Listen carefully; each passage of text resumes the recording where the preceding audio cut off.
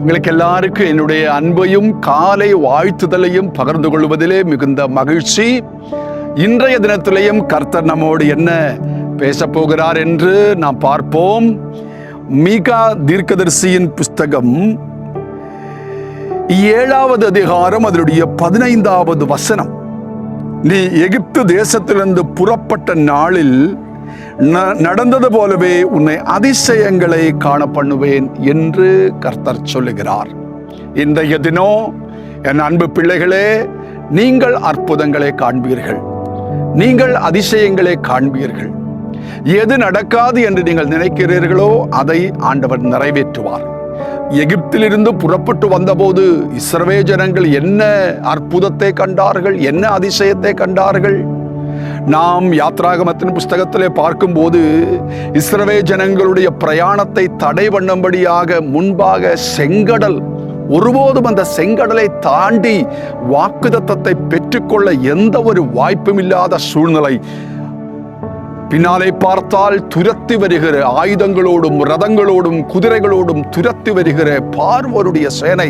முன்பக்கம் போக வழியில்லை, பின்னாலே போக வழியில்லை, இடம்பக்கம் வலம்பக்கம் போய் தப்பித்து கொள்ள எந்த ஒரு வாய்ப்பும் இல்லை.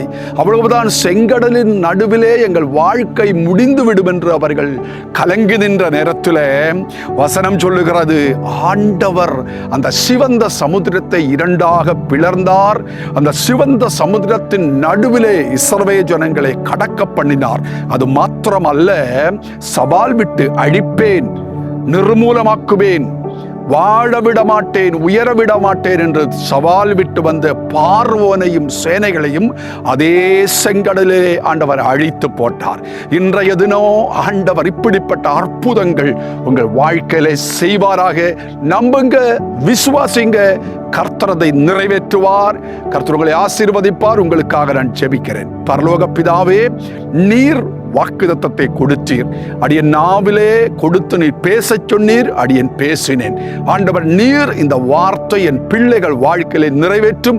இன்றைக்கு அவர்கள் வாழ்க்கை முழுவதும் அதிசயங்கள் காண்கிற, அற்புதங்களை காண்கிற நாளாய் மாறட்டும். உடைய பிள்ளைகளை பிதா, குமார, பரிசுத்த ஆவியின் நாமத்தில் இந்த காலை வேளையிலே ஆசீர்வாதத்தோடு அனுப்புகிறேன். அவர்கள் போகிற எல்லா இடங்களும் அவர்கள் அற்புதத்தை காண்கிற நாளாய் மாறட்டும்.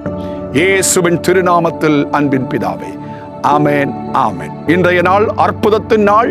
எதிர்பாருங்கள், பெற்றுக்கொள்ளுங்கள். God bless you. கர்த்தர் உங்களை ஆசீர்வதி.